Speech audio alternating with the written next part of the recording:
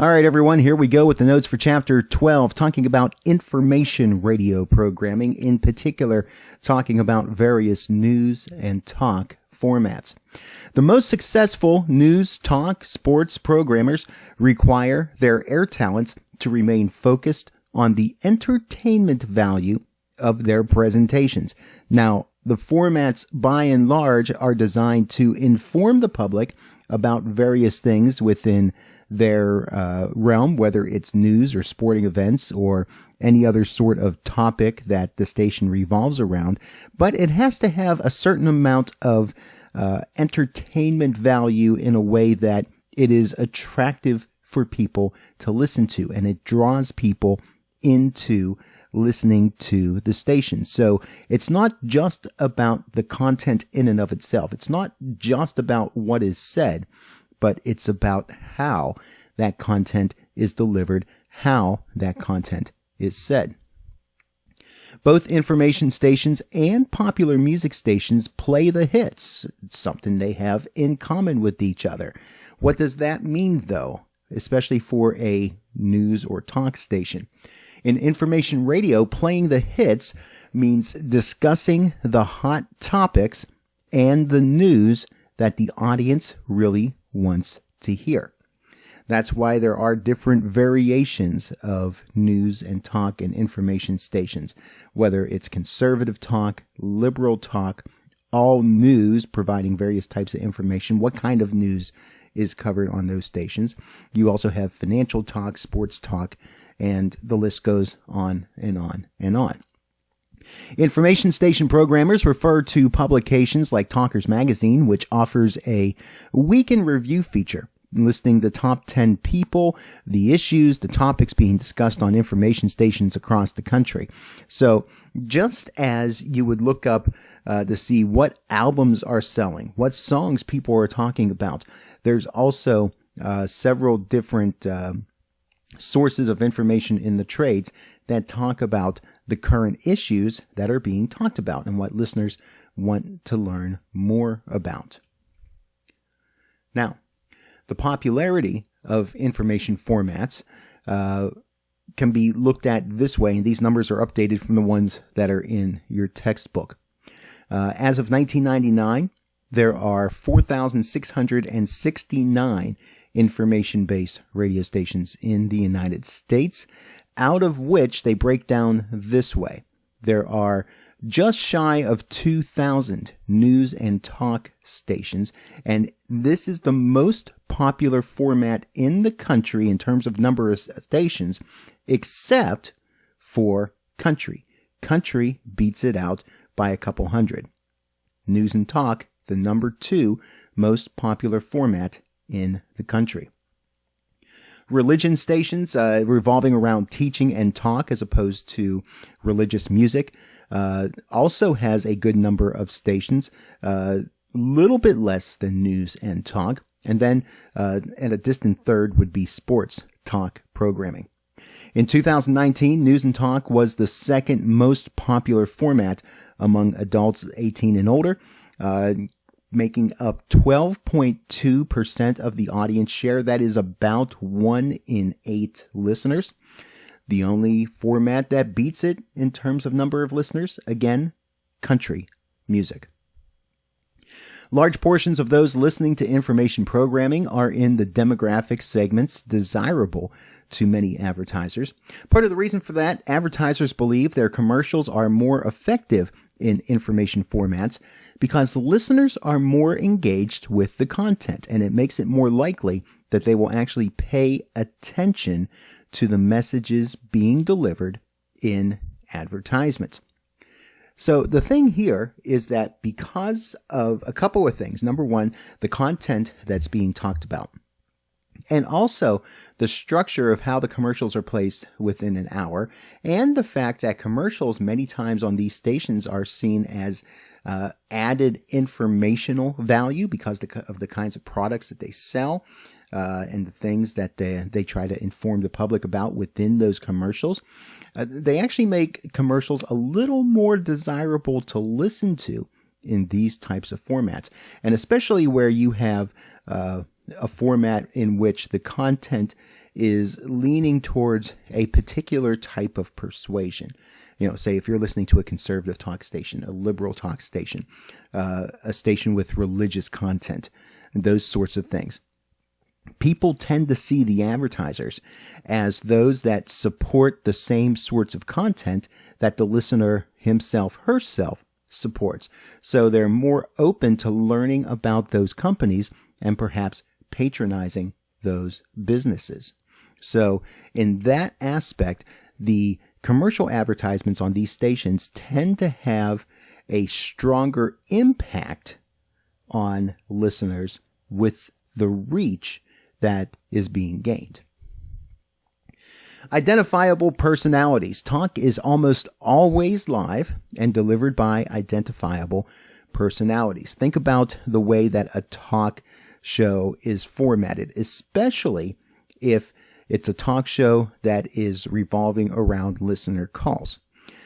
Even if it's not revolving around listener calls, where you have to be listening to a show that's going on as it's going on in order to call into the show, many times talk shows tend to talk about things that are happening in the here and now. So it makes it a lot more timely to be able to listen to those shows as they are being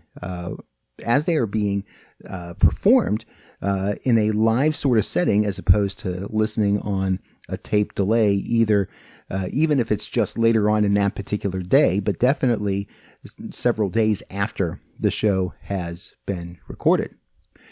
The most loyal radio listeners seek feelings of pseudo-friendship or imagined personal relationships with media personalities. An emotional connection, whether positive or negative, has been shown to be absolutely necessary for sustained listener involvement and long-term ratings and revenue success. This plays on that idea, number one, the subject matter, as we've talked about. We identify with people that tend to think like us, or perhaps may think in ways that we don't think, but they engage us intellectually. There's a draw to those as well. But there's also that sense with that, combined with the intimacy of the format of radio, that it tends to create this sort of association, identity that you may feel as a listener with a particular talk host, that makes it all that much more engaging, and in a way that there's a bit of an investment value on the part of the listener as it comes to taking in a particular radio show or a particular radio station. Sometimes information stations that have a comparatively small share of the listening audience can still be successful because of the connections they make with their niche audiences and the loyalty that follows. This is also an explanation as to why advertisers tend to like advertising on these particular stations. All of it kind of comes together with that symbiotic relationship, that they all revolve around that central premise or idea as to why that station exists, the identity that's created between the station and hosts and the listeners, and then, of course, the advertisers coming in and targeting that demographic of loyal listeners that tends to not turn away when commercials are being aired. Branding stations and on-air personalities. Listeners will find strong personalities on the dial, even if that personality changes stations in the market. There is that idea that listeners tend to identify more with particular hosts than they do to an individual station. Now, this is a situation where, again, it kind of depends on the overall branding of the station, the way that content is being delivered. People do develop loyalties to particular stations in these information formats, but more so, they connect with particular shows and particular hosts. A successful program host will create his or her own unique style or brand that is associated with all those things. A host that can very successfully connect with its audience, whether it's of like minds or of opposing viewpoints or what have you tend to get people that will follow that host along wherever he or she goes. Newsletters and various internet offerings that listeners can subscribe to provide an income stream for a talk host, a station, or a syndicator, and this can be done either through subscription fees that users pay out, or it can be by collecting subscriber data for marketing purposes. So there are people that pay money to subscribe to the Limbaugh letter, for example, to be part of Rush Limbaugh's group of special listeners, part of his special club, if you will. There are other hosts that will allow you to sign up for free for the various extras and things like that. But in exchange, they have your information that they can make available to particular advertisers and marketers. Knowing about syndication agreements is crucial for programmers. National hosts who have developed brands that can generate the most revenues sell themselves for fixed periods of time. So this is the idea that the syndication agreement is generally going to be for a certain period of time. Annual agreements tend to be pretty popular. Those hosts that can be even more popular and have kind of a proven track record can require that agreements go for 2, 3, I've even seen 5-year contracts that can come about. But basically there's going to be an agreement between that syndicator and the station to carry a particular program. Often station management will insist on non-compete clauses in contracts with the most popular franchise local personalities.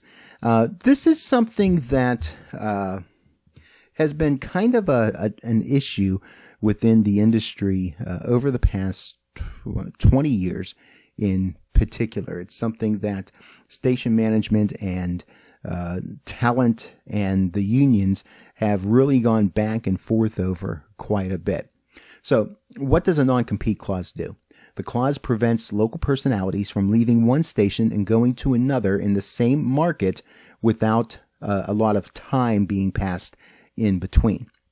What that means is that if you are a talk host and you're working at station A in a particular town, and you get an offer from station B to hop over there, you might have a non-compete clause with station A that prevents you from going over there for a certain period of time. That, you can't quit station A on a Monday and start working for station B on a Tuesday. There's going to be a certain length of time.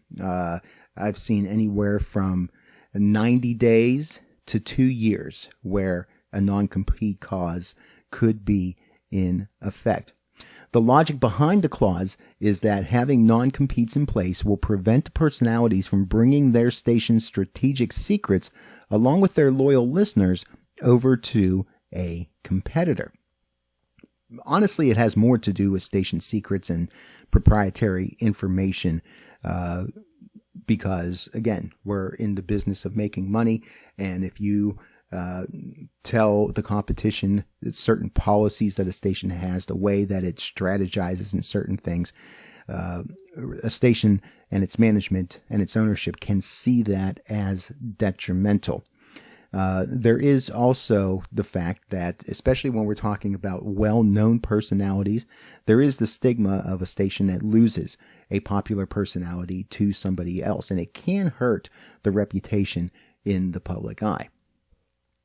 Now, critics argue that non-compete clauses have a negative effect on station morale, and it does far more harm than any strategic secrets that may get into the competition's hands. It's that idea of a station kind of tying the hands of its talent to kind of feel like if conditions that they're working in aren't just right, that it's hard for them to just pick up and get a job somewhere else. And there's a lot of people that feel that that is an unfair practice. Matter of fact, in some states, non-compete clauses are illegal to enforce. And by the way, North Carolina is not one of those states. As a matter of fact, many stations in North Carolina make it pretty standard practice that when you go to work for them, they make you sign a non-compete clause in order to get employment. Now, let's talk about 6 different factors about the rise of information radio. How did this genre of formats come to be, and why has it shown up on so many different stations and so many people have started listening? Well, first factor, there was a cost decline in distribution technology. Basically, once satellites came into the picture of being able to distribute programming content, it made national syndication much more feasible to do. It made it cost efficient. It was economically viable, and it provided, in an era where people were looking for things on a more national scale, to be able to experiment with talk programming more and more. Now, a lot of these factors, I should say, kind of work in conjunction with each other because a lot of them tended to happen in the same time. Most of these developments came about in the mid-1980s, so the confluence of them really helped to create this new excitement about the genre of news and talk and information programming. Secondly, the abandonment of the Fairness Doctrine. Before 1987, the FCC's Fairness Doctrine required radio stations to cover all sides of a controversial public issue equally. In application, this severely limited the topics aired on talk radio because station owners feared lawsuits or complaints at license renewal time by those who felt they were treated unequally. So basically the idea was, this is kind of oversimplifying it, but basically if you gave someone with a particular viewpoint 30 minutes of airtime to talk about their issue, then you had to make 30 minutes of airtime available to someone that had an opposite opinion to talk about that same issue. Well, the Fairness Doctrine was what enforced that idea, and then in 1987, the FCC decided to do away with the Fairness Doctrine. So, as a result, we go into the early 90s.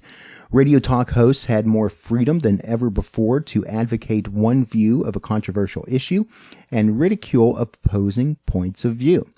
Such talk was apparently much more interesting than talk that tried to be fair or equal to both sides.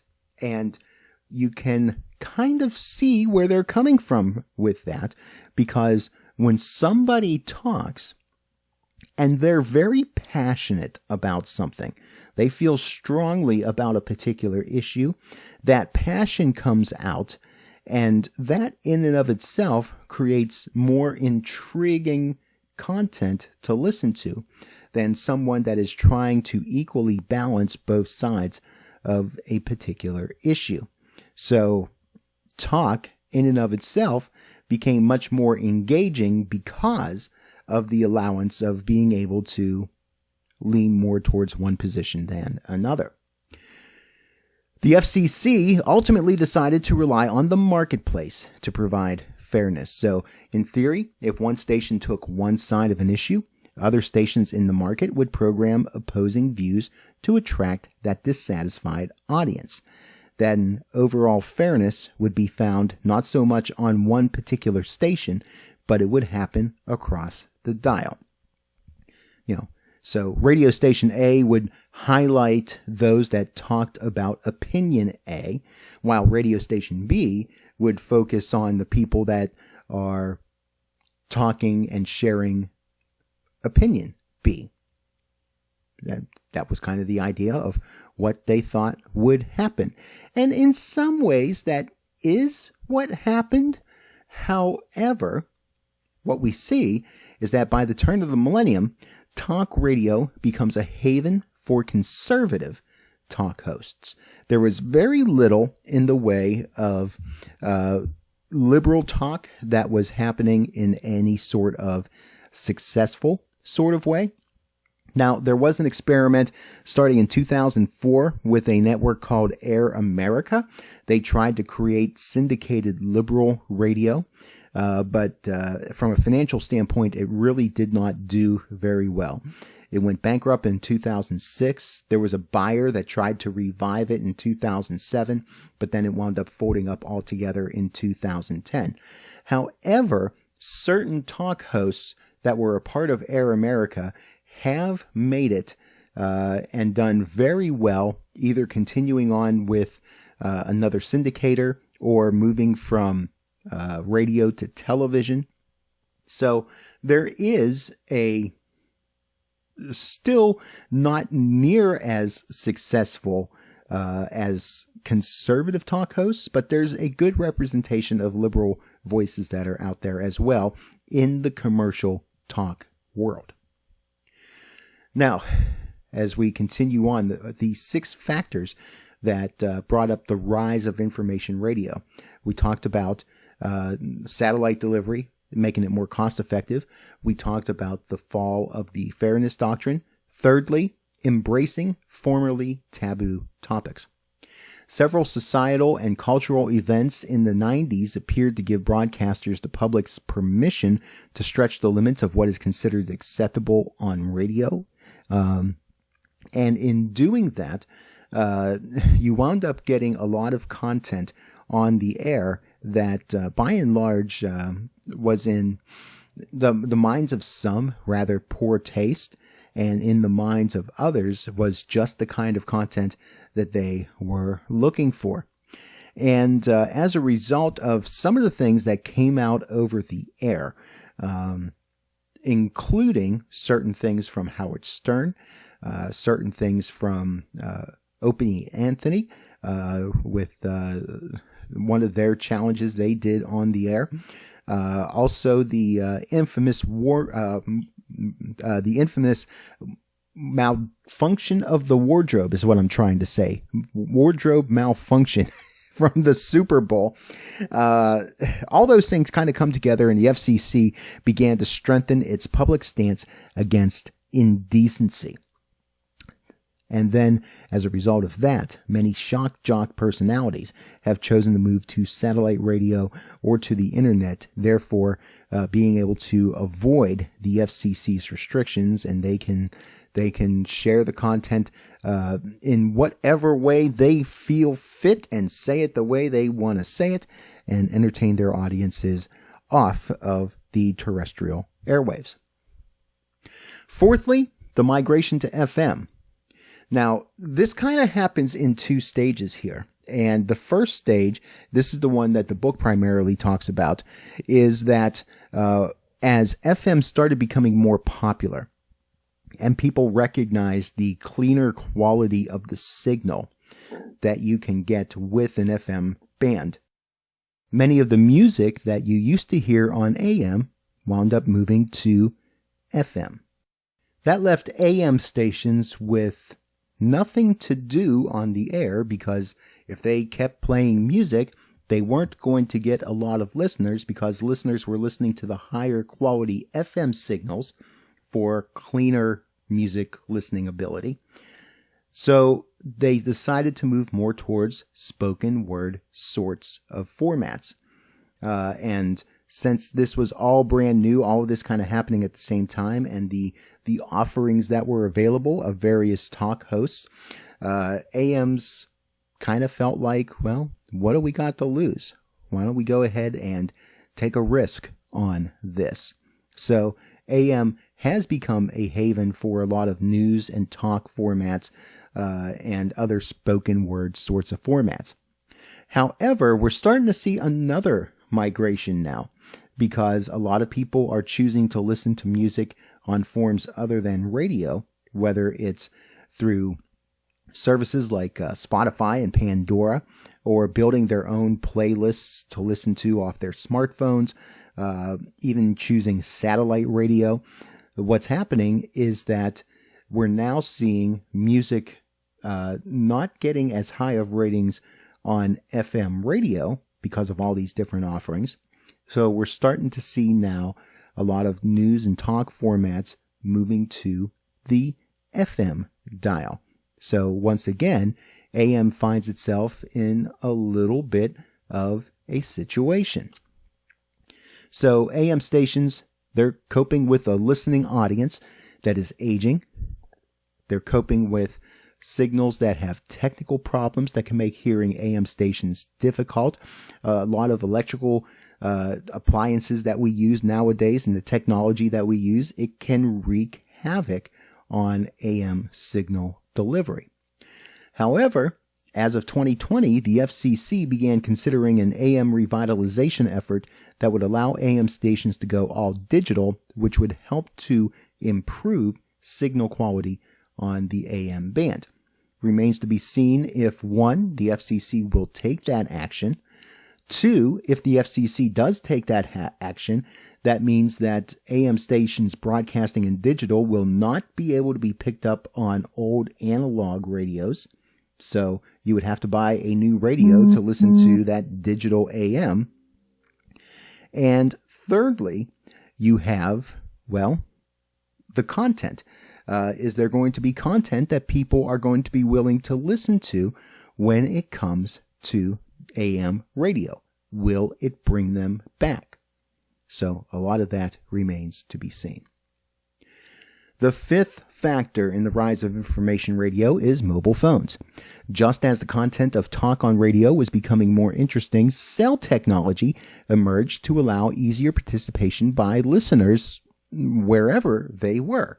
You didn't have to be at home sitting by your phone at home to call in and participate on a talk show. You could be wherever you were as long as you had your cell phone and dial in and talk on the show. That made it much more easier for listeners to want to get involved. More calls came coming in, and it made talk radio that much more engaging. Finally, synergistic advertising environments. Information radio provides an environment uniquely attractive to radio advertisers. For one thing, the audiences tend to be more loyal to the format than to audiences of other formats. We talked about that previously. Basically, it has to do with the type of content, the way the content is delivered, and how people feel about those different expressions that are being discussed on the air, their reactions to them. This, coupled with the fact that in many smaller markets only one information station exists, means that listeners are less likely to tune out during commercial breaks. Limited options means people are going to take an offering that they're able to access. And on information stations, commercials seem less of an interruption and are merely more information that the station wants to impart to this audience. That, again, is in part to the idea that listeners tend to think that advertisers that support the radio station they listen to, which they as a listener support through their listenership because of the content, it creates that symbiotic relationship. Advertisers are willing to pay a higher price to place their commercials on the news and talks and sports stations because more of the listeners will stay tuned during the commercial breaks. If the listener is tuned in and the advertising message is being paid attention to, that is bang for the buck. More minutes of commercials are broadcast per hour on information stations than on any other format.